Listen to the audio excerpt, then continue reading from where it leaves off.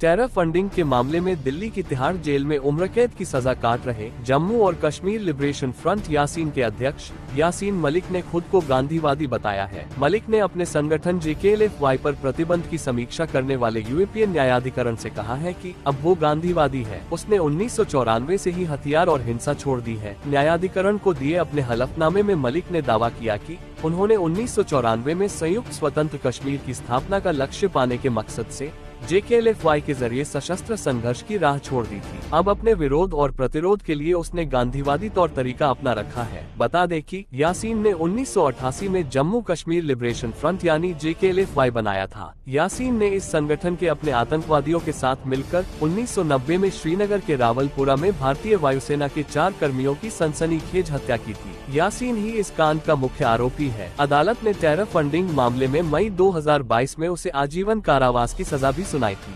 हरियाणा में सभी 90 विधानसभा सीटों पर मतदान सुबह से ही जारी है। राज्य के 2 करोड़ वोटर 1031 उम्मीदवारों की किस्मत का फैसला करेंगे। वोटिंग पूरी होने से पहले ही कांग्रेस और बीजेपी में मुख्यमंत्री चेहरे को लेकर जुबानी जंग थम नहीं रही है। कांग्रेस नेता कुमारी शैलजा ने वोट डालने के बाद कहा कि हाईकमान मुझे नजरअंदाज नहीं कर सकते हैं, तो वहीं बीजेपी के दिग्गज नेता अनिल विज ने भी सीएम पद के लिए अपनी दावेदारी फिर से पेश कर दी है। उन्होंने कहा कि अगर पार्टी मुझे चाहेगी तो अगली मुलाकात आपसे मुख्यमंत्री आवास पर होगी।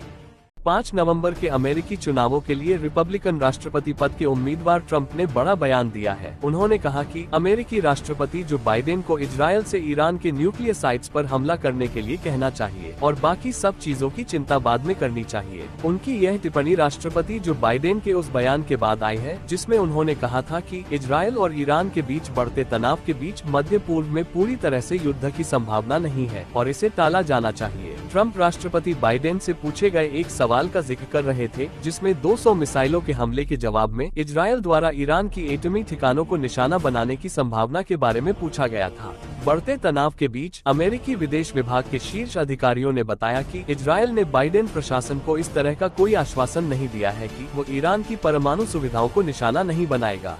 हरियाणा विधानसभा की सभी 90 सीटों पर 5 अक्टूबर को वोट डाले जा रहे हैं। वोट डालने के लिए कांग्रेस कैंडिडेट विनेश फोगाट भी चरखी दादी के एक मतदान केंद्र पर पहुंची। रेसलर विनेश जुलाना विधानसभा सीट से चुनाव मैदान में है। इस सीट पर बहुकोणीय मुकाबले के आसार हैं। जुलाना सीट से आम आदमी पार्टी ने WWE रेसलर कविता दलाल को मैदान में उतारा है। वहीं बीजेपी से कैप्टन योगेश बैरागी और JJP से मौजूदा विधायक अमरजीत सिंह ढांडा मैदान में है। विनेश ने वोट डालने के बाद कहा कि ये हरियाणा के लिए बहुत बड़ा उत्सव है। विनेश ने लोगों से अपील की कि वे घर से निकलकर वोट डालें। विनेश ने कहा कि जब 10 साल पहले हुड्डा सीएम थे तो राज्य में खेलों की स्थिति अच्छी थी। हम नहीं चाहते कि सिर्फ खिलाड़ियों तक सीमित रहें। हरियाणा में जितने भी वर्ग हैं, हम सबको एक साथ लेकर आगे बढ़ना चाहते हैं। कांग्रेस की जीत की स्थिति में मंत्री बनने के सवाल पर विनेश फोगाट ने कहा कि मंत्री बनना मेरे हाथों में नहीं है। मेरा हाथ इतना है कि मैंने मेहनत की है, टिकट मिला था, हम लड़ रहे हैं। बाकी जो भी आगे की चीजें होंगी वो 5 तारीख के बाद वो सबके सामने होंगी। ये आला कमान का फैसला